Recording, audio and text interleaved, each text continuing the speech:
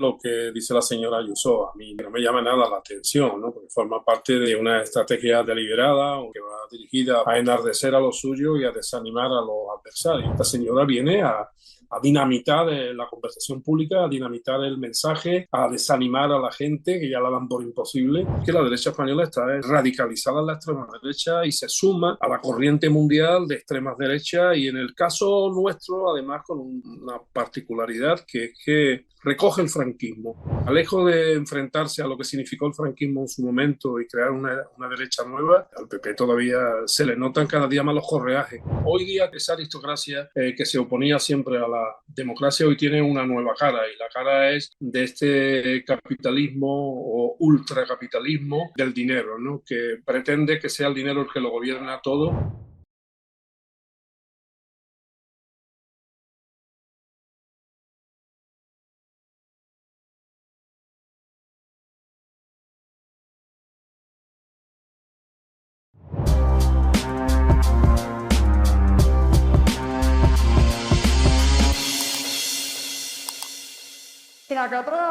Javier Aroca, ¿qué tal? ¿Cómo estás?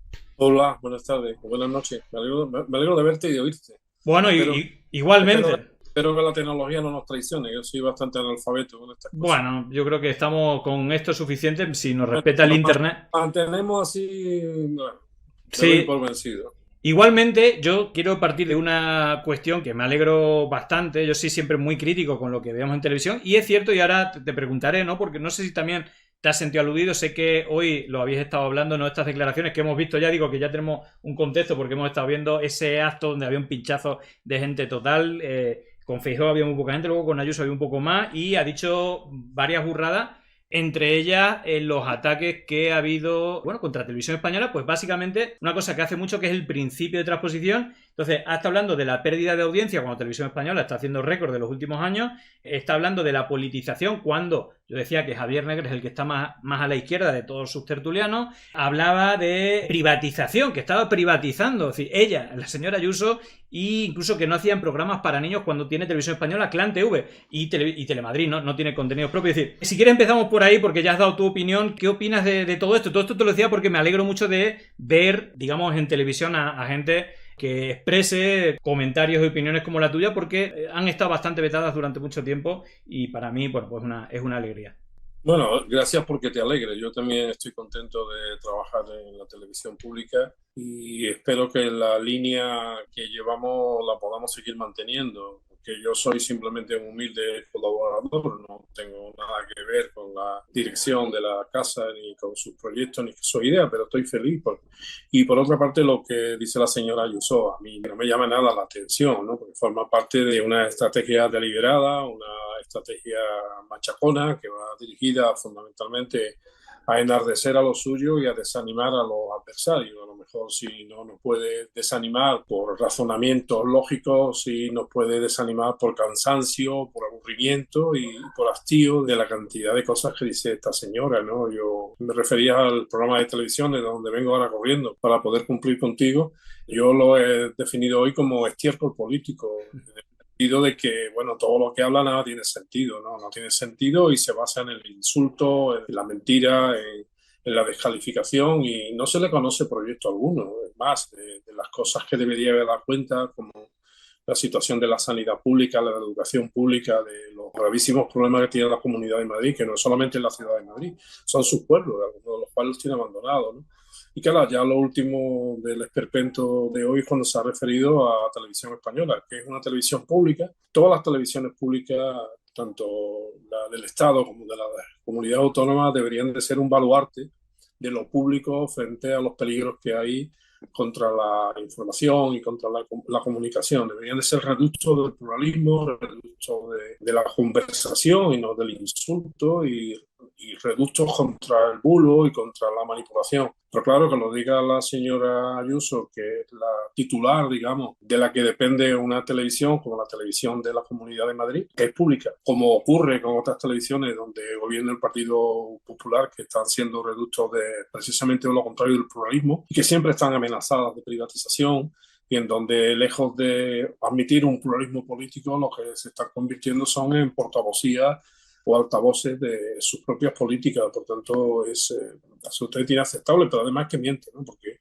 cualquiera que está metido en este mundillo de la televisión, y ustedes lo estáis, tú tienes información al respecto, llegará a la conclusión de que la televisión pública de España revela que está aumentando su audiencia y va compitiendo con algunos programas, por cierto, especializados en el bulo, la mentira y el periodismo burdo. Y a lo mejor eso es lo que interesa, ¿no? Lo que interesaba, y por eso se cabrea esta señora, que yo creo que se cabrea de parte. Yo creo que estas cosas muchas veces no le salen ni a ella misma, sino que la lanza por delante. ¿Por qué? Porque, claro, el que una televisión pública pueda hacerle sombra a determinados canales privados que se están especializando precisamente en el bulo, la mentira, la manipulación, pues eso duele, y duele encima que sea la pública y que encima la pública pueda adquirir un cierto grado de prestigio, ¿no? Yo creo que va en eso, pero si te digo una cosa, y créeme que no lo digo eso, que me interpreten bien los madrileños, a los que les tengo muchísimo respeto y a los que le tengo agradecimiento y reconocimiento, y yo cuando estoy en Madrid me siento muy a gusto.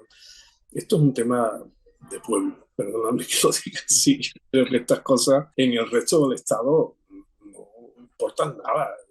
Aquí se plantean unas cosas. Yo no sé, esta señora, que es simplemente eso, la presidenta de una comunidad autónoma, tiene tanta altavocía en los medios de comunicación. Hombre, si fuera verdaderamente una líder que es más de progreso, no necesariamente de izquierda, sino que marcara caminos no transitados en la política y que acabara en el bienestar de la gente y no solamente de los madrileños, porque lance unos discursos que se puedan compartir, que se puedan debatir y que pueden ayudar a mejorar nuestra comunicación política, que en eso se basa también la democracia, en que nos comuniquemos con libertad y en cada una de las posiciones, pero es que no es eso. Esta señora viene a dinamitar la conversación pública, a dinamitar el mensaje, a desanimar a la gente, que ya la dan por imposible. Y desde luego ya te digo, y créeme todos los que me estáis escuchando, que lejos de Madrid esta señora interesa poquísimo. Bueno, por ahí dice Nemuro, por favor, don Javier, los madrileños somos gentuza, gracias por el respeto, pero no lo merecemos. Piden también 155 para Madrid. Y es cierto que en esta misma charla incluso hemos visto la licencia que se pegaba de llamar porrera o que le gustan los porros a Mónica García. Es decir, es un auténtico disparate, pero lo que sí está a la vuelta de la esquina, hoy salían unos datos donde Feijóo incluso le superaba a Abascal. Y a mí lo que me llama la atención, no sé si tú estás siguiendo un poco todo esto del Congreso, ya vimos cómo fue Ayuso la que dijo, estaría bien adelantar, porque había un run run, el run run lo había creado ella, precisamente OK Diario, que sabemos que trabaja para la señora Ayuso, y finalmente lo adelantó. No sé cuál es el escenario que tú ves de cara a ese Congreso Nacional, porque, bueno, estamos en unas preelecciones, incluso alentando, bueno, pues moción de censura, no sé si golpe blando, pero digamos que cada vez se está apretando más el acelerador mediáticamente y judicialmente con todo lo que estamos viendo.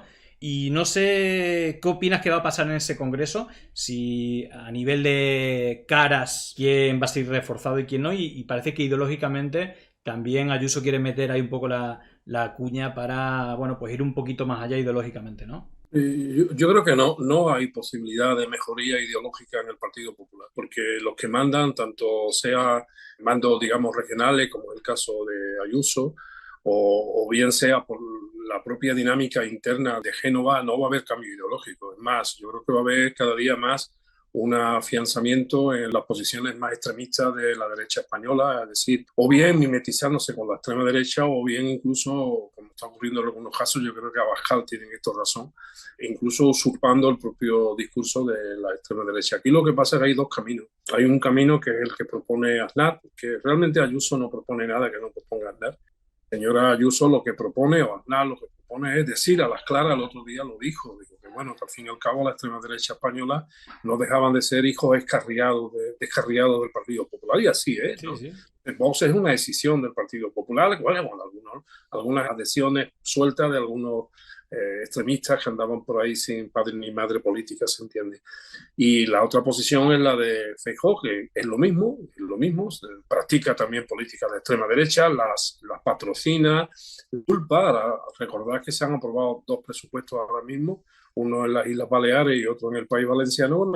Aquí la diferencia es que Aznar quiere a la brava decir ya, nosotros somos un gran partido de la derecha y por tanto, y además muy mejorado a la derecha, que por cierto es donde ha estado siempre Sí. el señor Aznar, que tiene antecedentes franquistas clarísimos, y la otra posición es Feijóo, que es más taimado y que pretende convencer a todo el mundo, sobre todo a algunos medios de comunicación o a algunos comunicadores, de que su posición es más moderada, pero en absoluto. Yo creo que uno lo dice a las claras, que es el señor Aznar, y otro lo oculta, que es el señor Feijóo. Pero la práctica y la realidad que nos dice es que la derecha española está radicalizada en la extrema derecha y se suma a la corriente mundial de extremas derechas, y en el caso nuestro, además, con una particularidad, que es que recoge el franquismo. O sea, lejos de enfrentarse a lo que significó el franquismo en su momento y crear una derecha nueva, al PP todavía se le notan cada día más los correajes de la Falange y de los requetés, ¿no? Se le nota, y por eso si hay un asunto sobre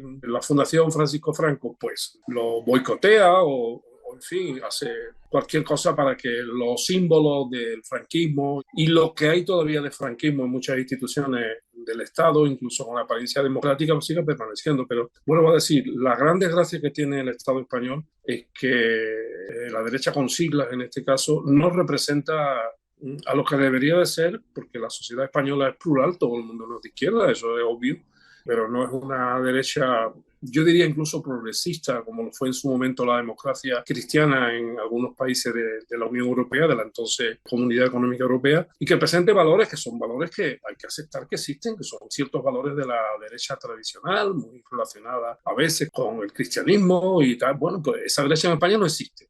No existe. Y si existe, no tiene ningún poder dentro del Partido Popular ni fuera del Partido Popular. Y esa es lo que está ocurriendo.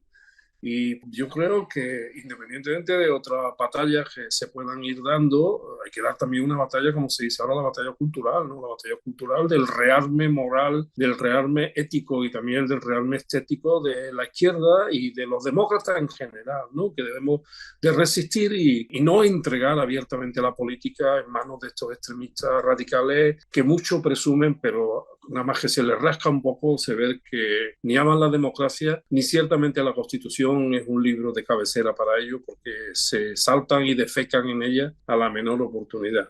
Ahora que, digamos, hay, no sé si una batalla de cloacas, pero está claro que ha habido como un mayor interés por parte del PSOE o del gobierno actual. También parecería como que ahora están más presentes cuando se ha obviado muchos años de cloacas, pero yo quiero empezar a hablar de tu libro porque precisamente se llama Democracia en Alerta. Y te quiero preguntar para ti cuáles son las principales amenazas que tiene para la democracia, pues todo este sistema que no es nuevo, pero que no parece muy democrático algunas de las cosas que vemos, ¿no? La democracia siempre ha tenido, lo digo en el libro, desde Grecia, de que sabes que hablo mucho, porque me sirve mucho de referencia para poner de manifiesto los enemigos que hacía griega, después ha sido, en algunos ejemplos, burguesías muy conservadoras, o han sido los monárquicos, o han sido sectores muy radicalizados, pero hoy día quiere esa aristocracia que se oponía siempre a la democracia, hoy tiene una nueva cara, y la cara es de este capitalismo o ultracapitalismo del dinero, ¿no? Que pretende que sea el dinero el que lo gobierna todo, y pretende además que se pueda gobernar un país saltándose las urnas. Yo creo que, aunque el original del libro lo entregué antes de que se celebraran las elecciones en Estados Unidos, yo creo que lo que ha pasado luego en Estados Unidos me da absolutamente la razón, ¿no? Esa plutocracia, la plutocracia del dinero del poder. Un ejemplo es Elon Musk, que ahora parece que se desvincula del gobierno precisamente por sus propios intereses económicos. Y esta gente, que cuentan con muchísimos aliados y con muchas maneras de encubrirse, son los grandes lobbies de presión, las grandes empresas energéticas, financieras, centros de poder, pretenden gobernar sobrevolando las urnas. Ellos no consideran que el pueblo sea el que destina los destinos democráticos de cada país. Me contaba un amigo norteamericano y me decía, dice, tú, fíjate, dice, es que un tipo, por ejemplo, como Elon Musk, aunque él sea sudafricano, afortunadamente nunca va a poder ser presidente de los Estados Unidos. Si tú, le escuché una vez a Elon Musk decir que cómo iba a valer el mismo voto que él, que era multimillonario, que un trabajador del sector del automóvil de Chicago. Y efectivamente eso es lo que ocurre. Esta nueva aristocracia del dinero lo que no acepta es que el demos, el pueblo, gobernemos.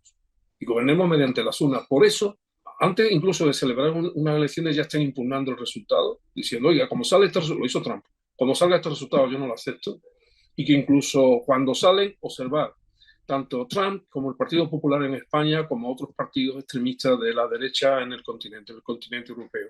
Lo primero que hacen es deslegitimar el gobierno.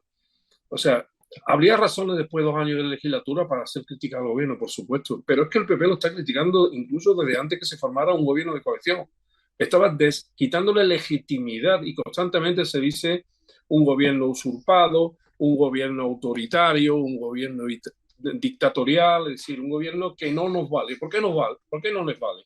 Porque ellos no aceptan que los progresistas, que suele ser una de las mejores expresiones del pueblo, gobiernen y por tanto lo impiden por todos los... Primero impiden que se pueda gobernar y cuando al final las urnas o el Parlamento dice que efectivamente puede gobernar partidos progresistas, entonces lo dinamitan, lo bombardean y utilizan todas las armas posibles. Eso luego se manifiesta, por ejemplo, en la juristocracia, las guerras judiciales, el boicot y el filibusterismo de los partidos de derecha a las instituciones democráticas, las policías patrióticas, los jueces patrióticos y singularmente, de manera absolutamente imprescindible en toda esta conspiración, llamémosla así, o esta coalición antidemocrática, los medios de comunicación que practican la mentira, que practican el bulo, que practican la manipulación y que están, como todo el mundo sabe, cada día más evidente, a sueldo de todos estos intereses que pretenden sobrevolar las urnas democráticas. Claro, tú comentas mucho de ello, bueno, al final va todo unido, ¿no? Intereses empresariales, y creo que históricamente aquí en España hemos visto como aquellas empresas que eran públicas se han privatizado, como, bueno, las empresas, digamos, han tenido a bien, pues, invitar de asesores, pues, prácticamente a la cúpula sobre todo de ese bipartidismo, y que incluso tienen una parte importante también en el tema de estas luchas de las cloacas. Incluso Villarejo ha sido contratado por algunas de estas empresas, es decir, que al final está todo unido, la participación de esta empresa en la financiación de campañas electorales, de medios de comunicación, etcétera. Y es cierto que ahora, te pregunto, porque bueno, tú ahí dibujas una derecha, es verdad que ahora, es decir, a ver, el PSOE también tiene una historia de cloacas, incluso algunas de organizaciones fuera de la democracia, como fue el GAL, etcétera. No sé qué opinas de lo que está pasando ahora. Yo lo veo un poco doble. Te quiero preguntar por esto de Leire Díez, que obviamente lo están inflando mucho, pero que parece que algo hay. Y claro, al final hay un doble punto, es decir, digo, por llevarlo a la actualidad y a España. Una es la cuestión que hay, no sé, yo lo veo un poco desde mi punto de vista como una lucha que nos falta mucho por saber, porque cada uno mueve su maquinaria dentro de las cloacas por una parte, y otra, y esto también lo veo desde mi punto de vista, como el PSOE ha mirado para otro lado cuando las cloacas de la derecha, más vinculadas a la derecha, han participado primero contra el independentismo, luego contra Podemos, y ahora que le toca a él, en vez de mirar para otro lado, ya le preocupan mucho estos temas, creo que sin tampoco hacer absolutamente nada. Pero ¿cómo ves todo esta lucha de cloacas actual, incluso, bueno, todo esto que está saliendo de Leire Díez, que tiene otra parte, una cara B que no se está viendo, que esto es el caso de hidrocarburos, donde había gente vinculada al PP, pero eso por lo que sea tampoco se está hablando mucho. ¿En qué crees que acabará y cuál es tu opinión sobre esta lucha de cloacas entre el PP y el PSOE? Por simplificarlo mucho, porque tampoco es así de sencillo, ¿no? Saliendo, yo creo que son bombas fétidas, como las mofetas, ¿no? Que cuando ven al enemigo sueltan un pestazo enorme y hace que perdamos la atención sobre las cosas importantes, o si quiere tinta de calamar o tinta mediática. Yo creo que la mayoría de lo que vemos no es lo que realmente está pasando. Aquí lo verdaderamente preocupante es que haya cloacas. Me da igual en qué momento, cómo se funcione, porque evidentemente un país democrático no puede funcionar con cloacas, porque las cloacas obedecen a intereses que no son intereses democráticos. Claro, ¿el problema cuál es? El problema de todo esto, el capitán Bonilla, Leire, toda esta gente que surgen, algunos parecen personajes de la peor versión de una sociedad gris, apestosa, y algunos son unos auténticos tontos útiles que aparecen. Hoy he comparado a la señora Leire con el pequeño Nicolás. Ya sé que las distancias son enormes, pero lo he comparado porque me ha parecido de la misma especie de toda esta gente que pululan en torno al poder. Pero aquí lo verdaderamente grave, insisto, es que haya cloacas. Yo recuerdo que el actual presidente del gobierno, señor Sánchez, dijo que en una interpelación que le hicieron una vez, que dijo que las cloacas en España habían desaparecido a partir de la moción de censura. Es mentira, porque ellos mismos lo están asumiendo y ellos mismos lo están sufriendo en sus propias carnes. Por tanto, ¿qué digo? Que digo que acabar con las cloacas debe ser la prioridad de cualquier partido democrático, sea de izquierda o sea de derecha. Y el Partido Socialista ha tenido, desde la moción de censura, si tenemos que poner en ese día la línea que pasó el presidente Sánchez, ha tenido 7 años para acabar con las cloacas. 7 años, ni más ni menos, que al frente del Ministerio del Interior. Es decir, el ministerio que puede controlar los servicios de inteligencia, la Guardia Civil, la Policía Nacional y, en fin, todo lo que hay dentro del Estado profundo, ¿no? O el Estado oculto. No lo ha hecho, no lo ha hecho. O sea, lo primero que tiene que explicar el Partido Socialista es por qué no ha acabado con las cloacas. Eso es lo primero. Incluso si es que no ha podido acabar con las cloacas por las razones que sean, debería de explicarlo. Yo todavía no sé por qué ha dimitido el número 2 de Marlaska. No lo sé. Y me preocupa no saber la verdadera razón por la que ha dimitido. Porque si dentro del Partido Socialista, concretamente del Ministerio del Interior, no son capaces de detectar, anular y depurar cualquier intento de cloaca de lo que se llaman policías patrióticas, incluso en este caso tratándose de policías judiciales con una relación jerárquica, ¿no?, de la Guardia Civil, pero al mismo tiempo con una subordinación a los propios jueces, es que estamos en una situación seria de peligro. Entonces, lo de Democracia en Alerta, que es el título del libro que he escrito, es que efectivamente estamos ante una alerta democrática, porque este tipo de conductas acaban con la democracia. Y además, observa que dentro de todas estas grandes corrupciones del Estado profundo no solamente hay una cuestión de quítate tú para que se pongan los míos, no. Hay una cuestión, como he dicho antes, bombas fétidas y bombas de tinta en este caso no de calamar, sino de tinta mediática, para ocultar intereses económicos gravísimos. ¿Nos vamos a enterar de verdad de la corrupción de los hidrocarburos?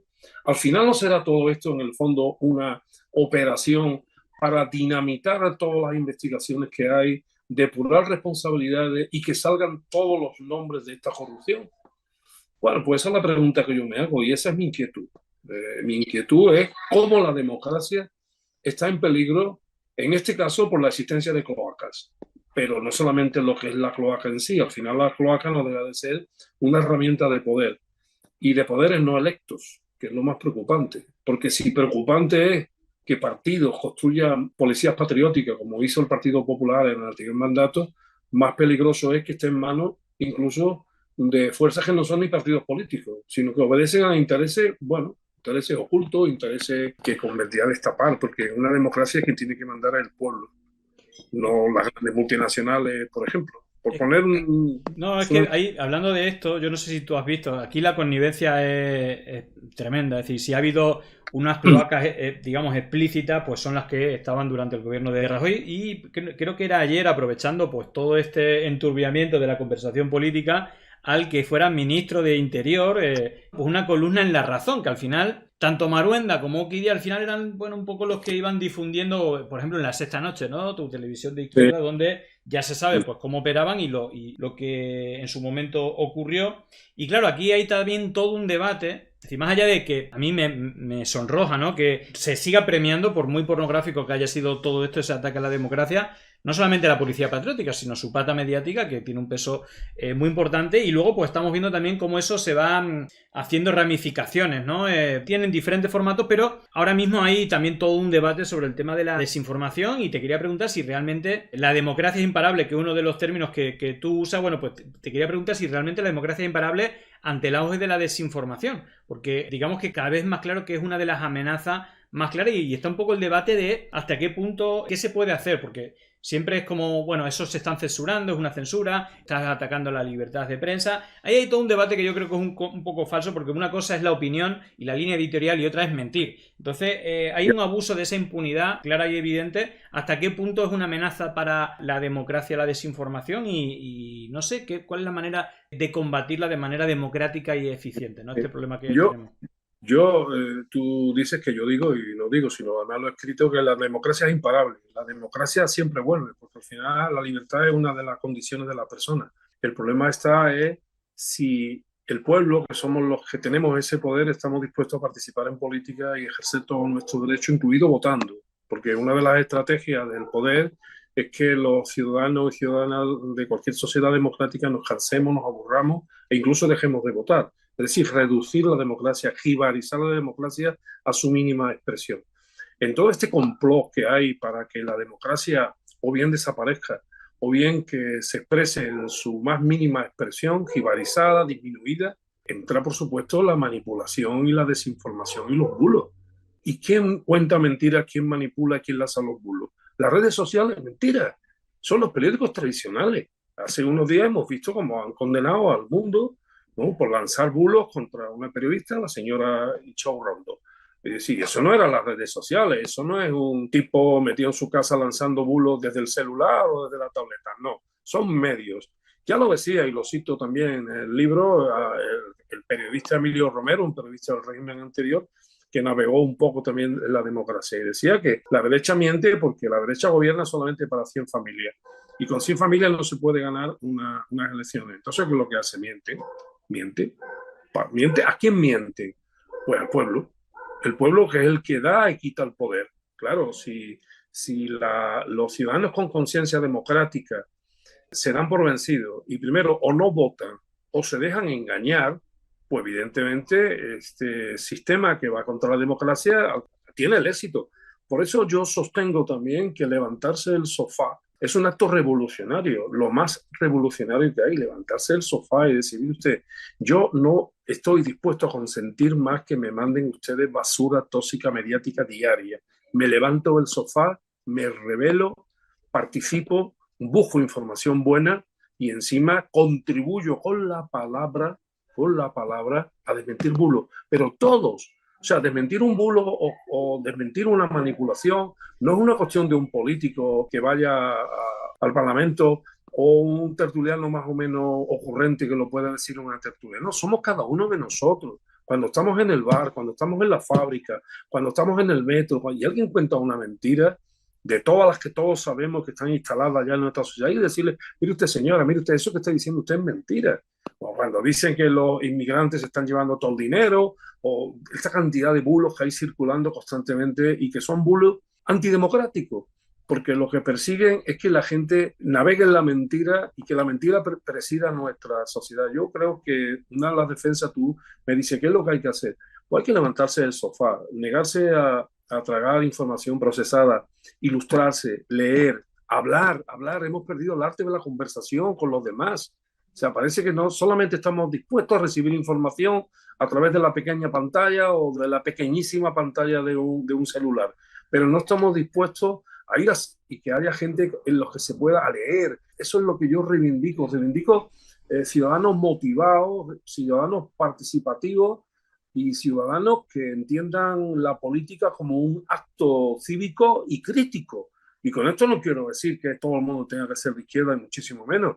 Yo creo que hay que contar también con gente de derecha para construir una sociedad democrática, una sociedad más justa y una sociedad más igual. Después cada uno elegirá el voto en función de las expectativas despertadas y de la defraudación que uno pueda tener con las políticas de quien sea, porque claro, todo el mundo no está tan bien asentado ideológicamente y a lo mejor a alguien muy asentado ideológicamente le falla su partido o su gobierno y lo sigue votando o se va a la abstención.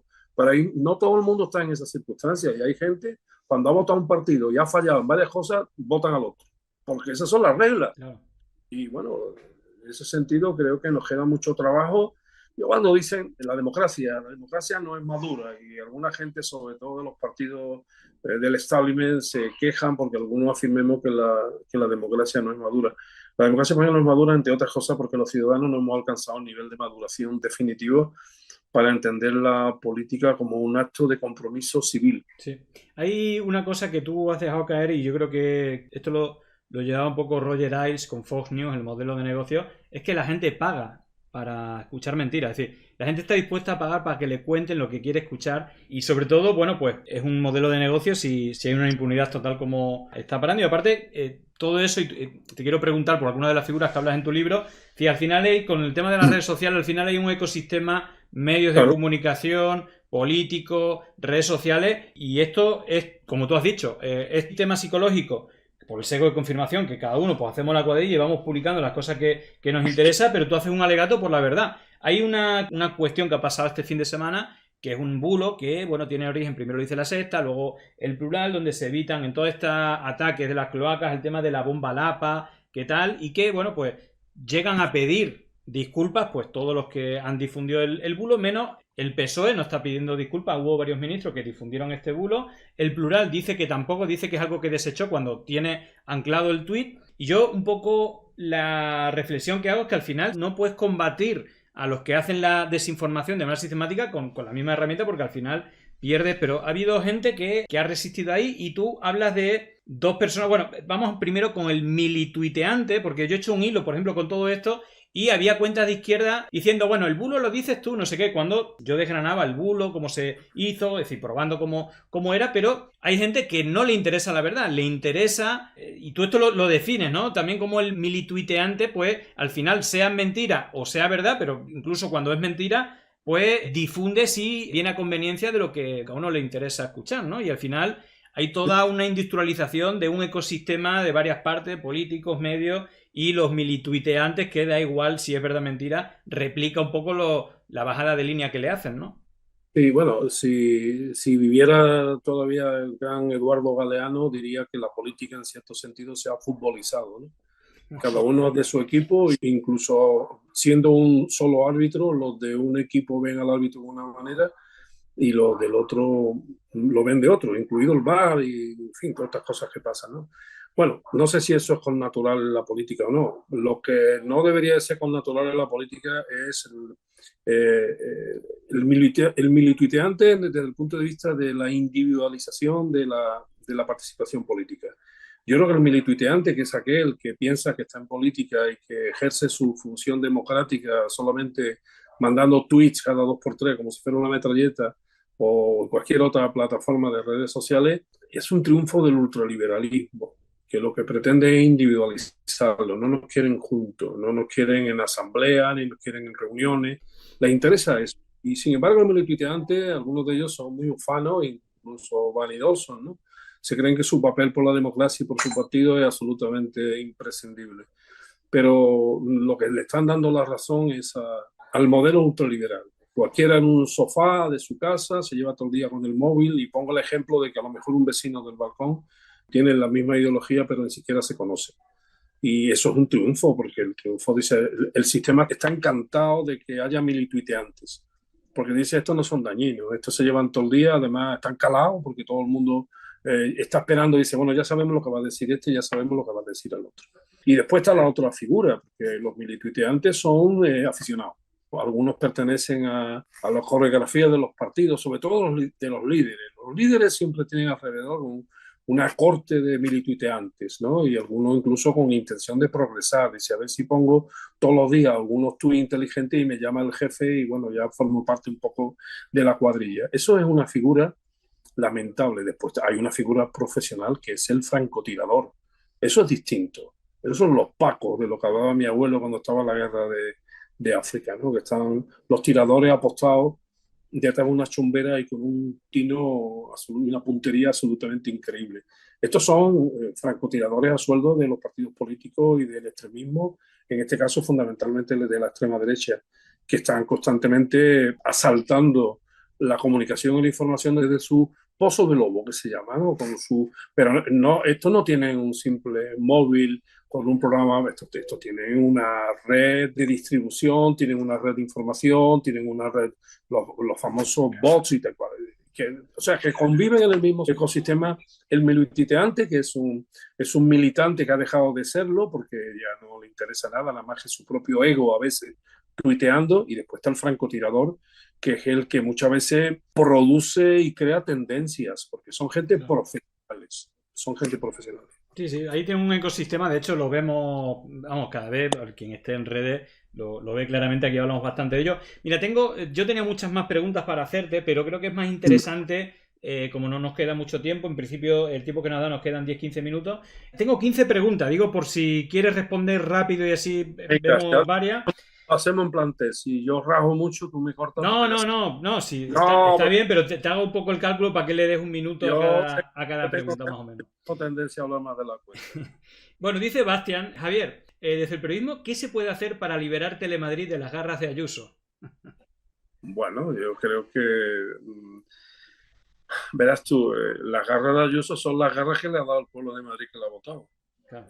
Por tanto, una reflexión sobre el voto y a ver por qué los madrileños votan a esta señora que después acaba no solamente controlando Telemadrid, sino acaba con la sanidad pública, con la educación pública, acaba con las universidades públicas, que es una píldora venenosa que se está metiendo en nuestra sociedad y parece que nadie reacciona, pero están acabando, esta gente ultraliberal están acabando hasta con la universidad pública. ¿Por qué?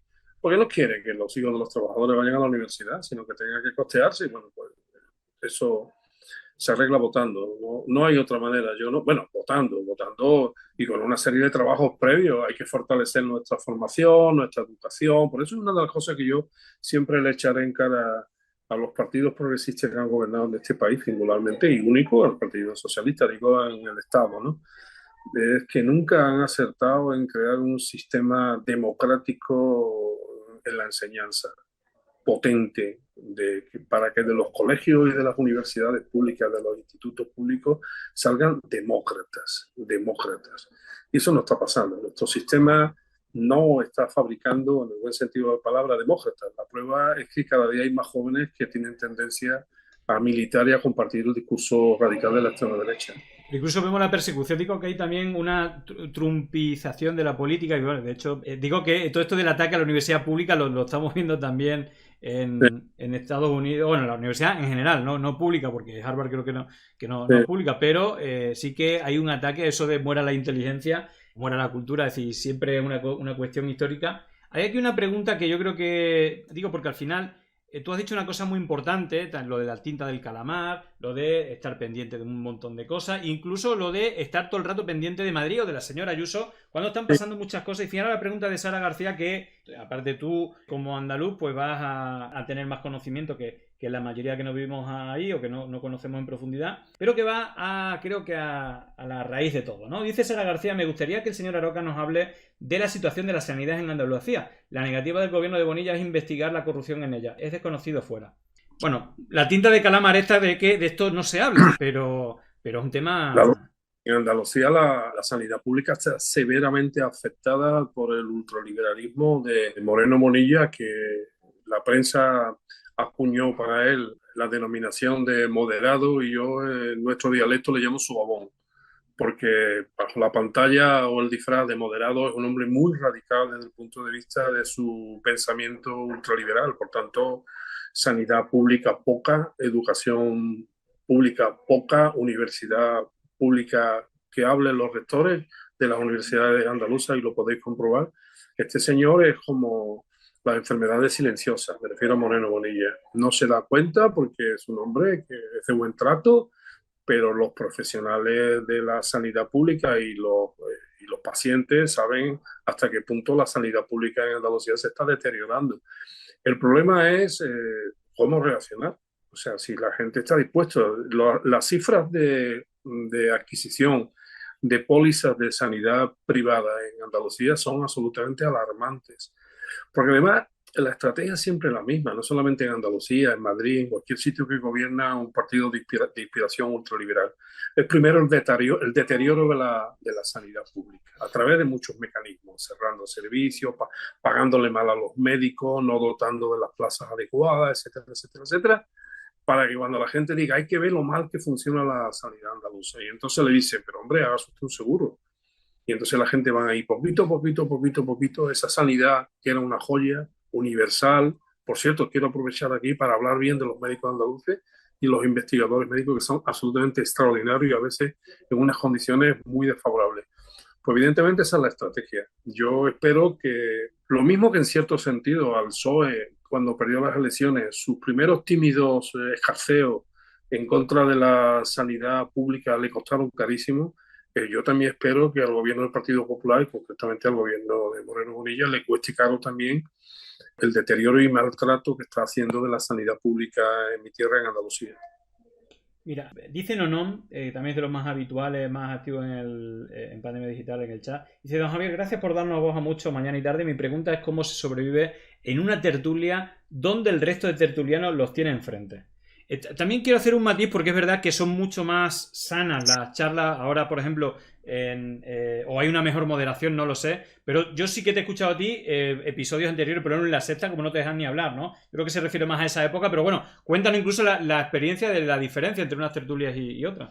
Bueno, las tertulias, la televisión pública debe de ser otra cosa, creo que se está consiguiendo, pero en las televisiones privadas, olvidémonos de buenismo, las televisiones privadas son herramientas al servicio de la ideología de esa televisión, aunque algunas veces se califiquen de izquierda, por tanto, a través de distintos mecanismos, fundamentalmente a través del moderador, de la selección de los partícipes, del tiempo que le dan, pues evidentemente lo que pretende es que prevalezca la opinión que tenga esa cadena sobre lo que sea.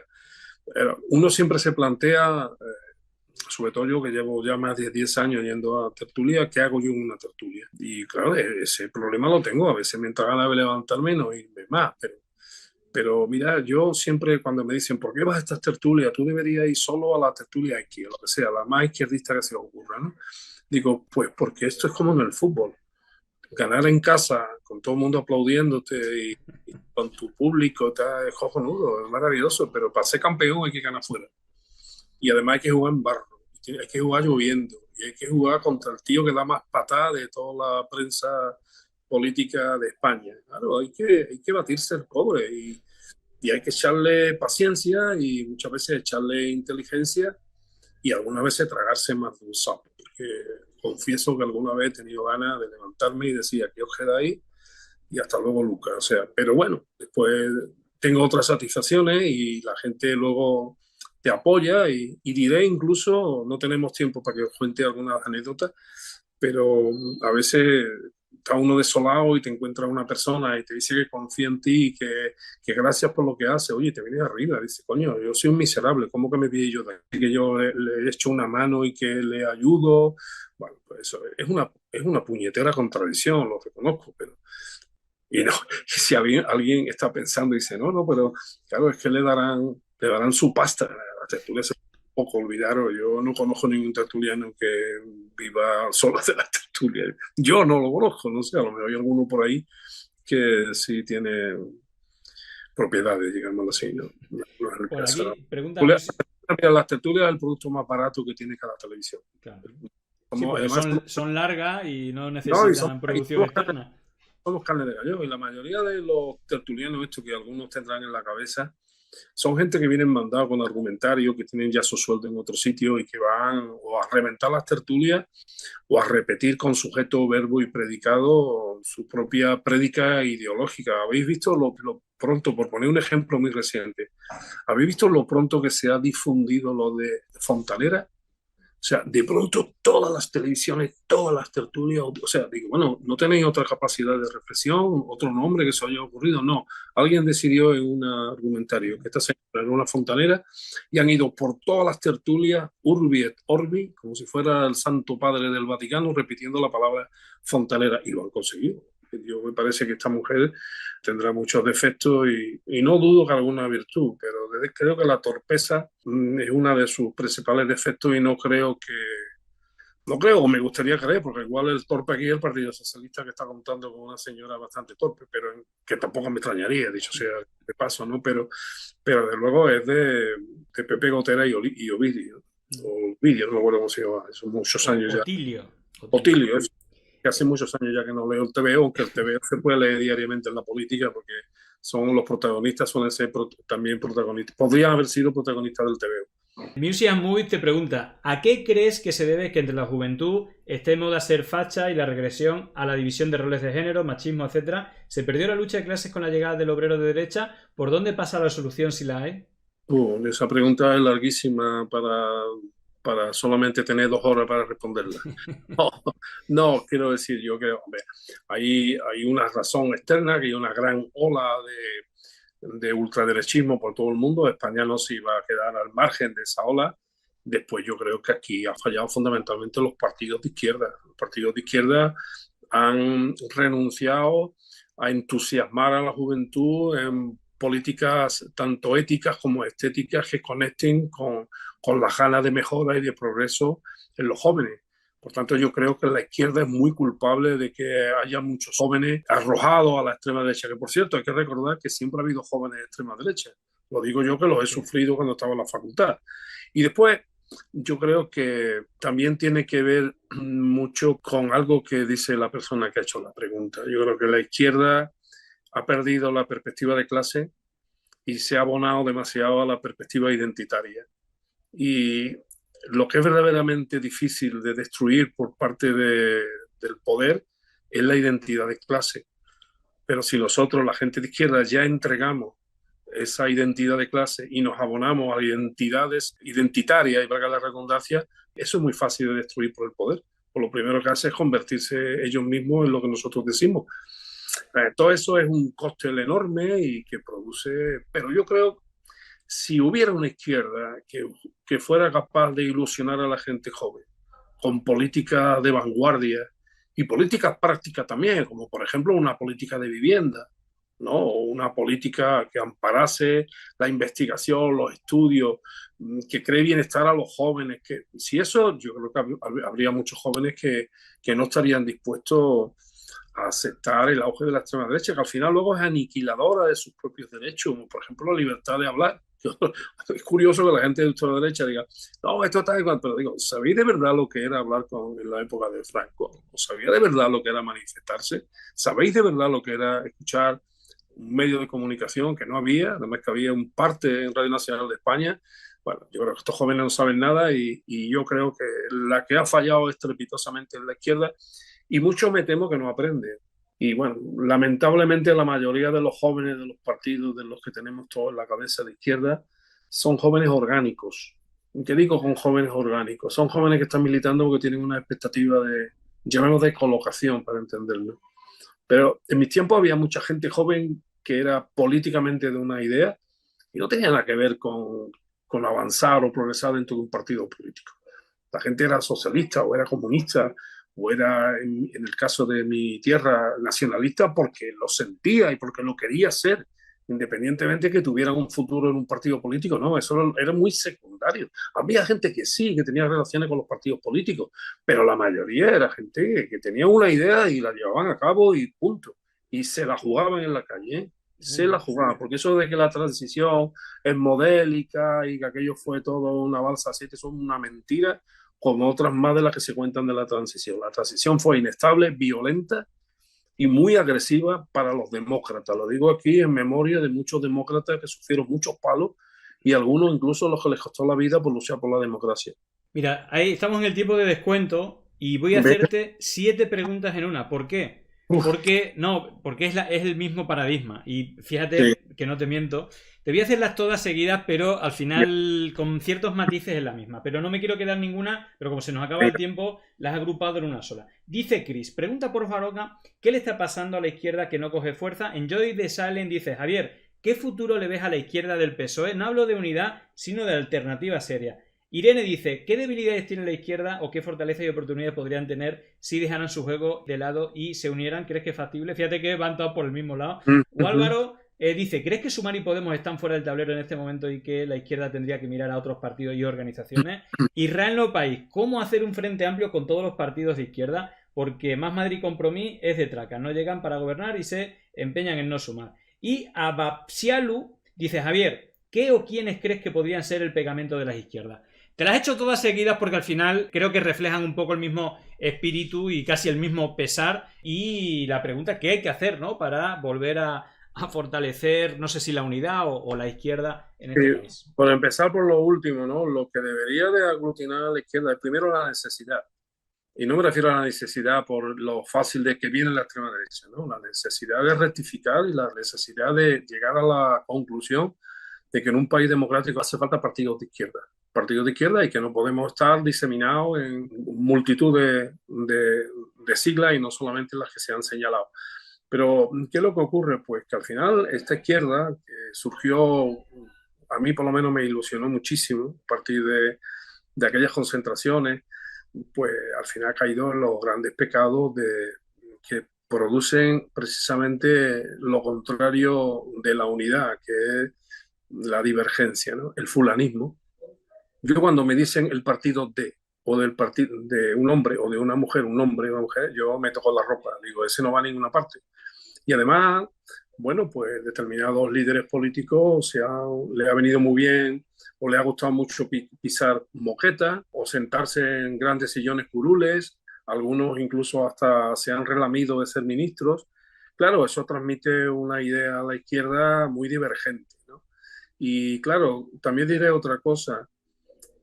Todos los políticos que han producido desuniones en los partidos políticos de la izquierda ahora no se pueden presentar como adalides de la unidad. Yo creo que haría falta una nueva dirigencia que no estuviera involucrada en ninguna de las grandes decisiones que ha habido hasta ahora en política y que asumiera la voluntad y el riesgo de crear una unidad, pero una unidad con proyección de futuro, no una unidad ahora en la coyuntura que dice, oye, que nos vamos a quedar todos tiesos y por tanto vamos a unirnos a ver si nos salvamos unos pocos, los que tengamos más fuerza en cada uno de nuestros partidos, porque estaríamos otra vez incurriendo en el mismo defecto, en el fulanismo, ¿no? A mí me da la impresión de que algunos están provocando o hablan mucho de unidad, dice, a ver si en esa unidad yo estoy de los primeros y me salvo. Yo, que nunca he sido maoísta, pero del maoísmo siempre me quedo con una idea que la mantengo todavía a pesar de que han pasado tantísimos años. Y es que creo que la gente comprometida con la política, cuando hacen su labor y su trabajo, se deben de volver a la fábrica. Cosa que no es habitual. Pero no es habitual. La gente que presume de su origen, de la universidad, tal, pero cuando tocan pelo ya no hay quien le vuelva a ver el pelo dicho reiteradamente, y eso crea mucha desconfianza. Eso también tiene que ver con la respuesta que te daba antes con relación al auge de la extrema derecha entre los jóvenes. Ahora, dicho esto, que nadie se desanime, yo sí soy partidario de una cierta unidad, aunque sea una unidad de acción, y sí estoy absolutamente convencido de que sin una izquierda a la izquierda de la izquierda convencional, este país no pita, porque ya se está viendo y se ha visto. Esa izquierda sin una presión de la izquierda no hace políticas de izquierda. Hablando un día de la tercera vía y de Anthony Giddens y de aquella cosa que tantísimo mal ha hecho a la izquierda europea sobre la izquierda socialista, tanto que ha desaparecido la mayoría de los países de la Unión Europea.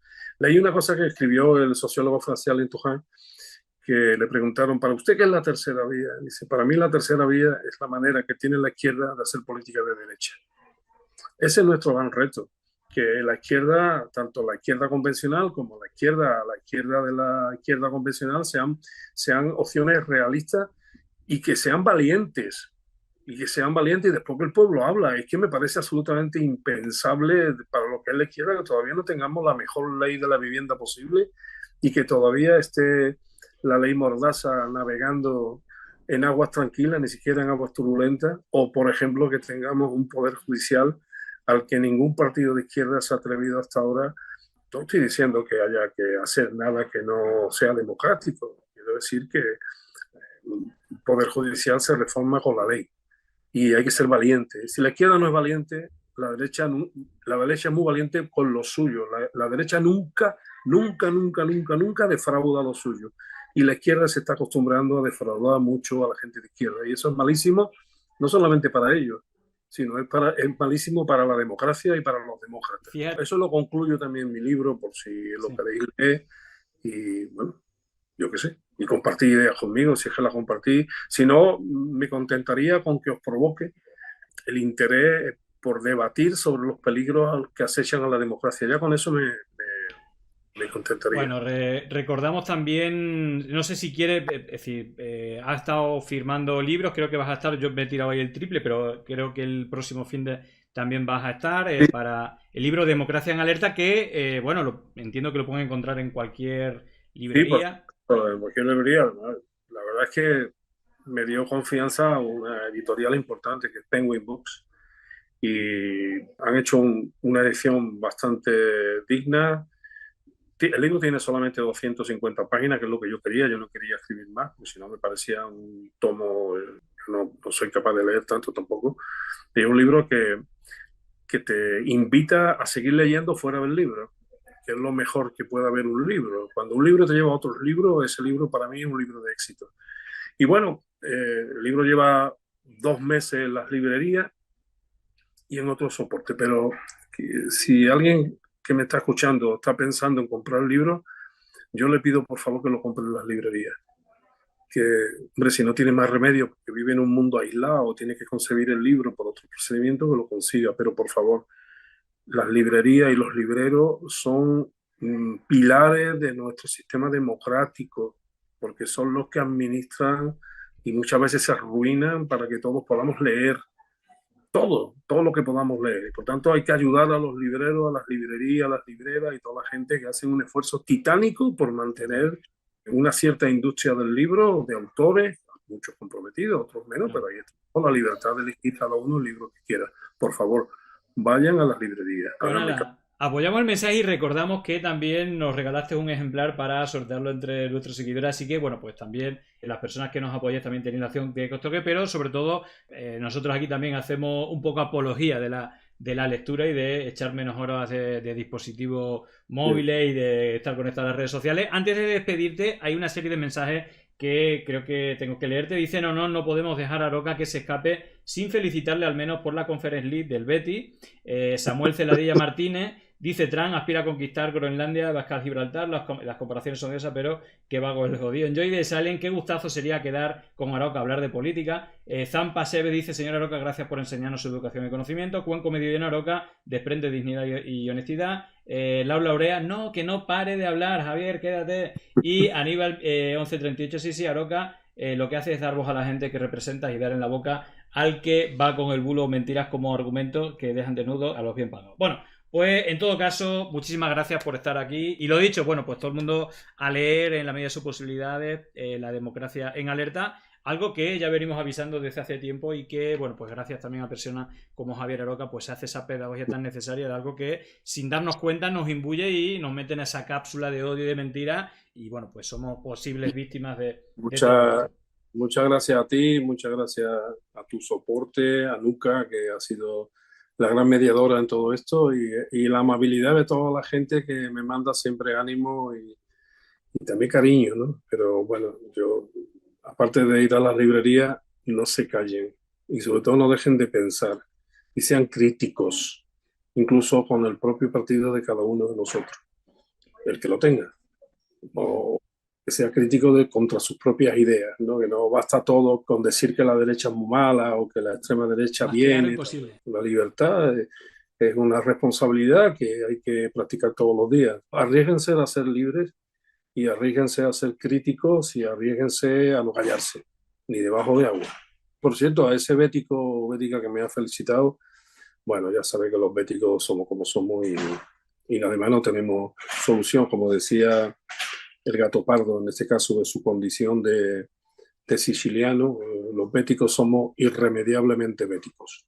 Y aparte de la frase esa de viva el bétiman que pierda, ¿no? Bueno, esa es magnífica. Por cierto, el que la inventó padeció cáncer en el franquismo. Un coreano, sí, un coreano muy importante y padeció cáncer. O sea que aquí no se salva nadie, ni los béticos. Bueno, sí, mira, último mensaje. Olga Bilbao dice, hoy es mi cumple y me lo han regalado. Gracias, señora Aroca, por este gran libro. Pues mira, justamente celebramos cumpleaños con tu libro. Lo dicho, Javier, un abrazo fuerte y estamos siguiéndote en la tele, en tus libros y allá donde puedas hablar y expresar tus ideas. Venga, muy agradecido. Un abrazo fuerte. Chao, un abrazo fuerte a todos ustedes. Llegó el momento de no estar callado, de desmontar inventos que vienen envenenados. Es contrainfo, que no es lo mismo. Pandemia digital, desinfectando su cinismo.